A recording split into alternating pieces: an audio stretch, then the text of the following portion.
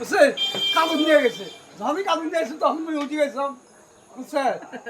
উঠে যা ঘুরতে আরাম করছো সুজিল বেটা কাক ঢাকা লুয়ে আগে লুয়ে এটা তো মাথাটা ফাটিয়ে দেয়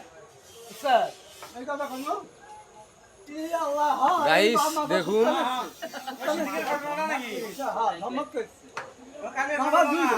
তুই দুঃখ পাইস না হ্যাঁ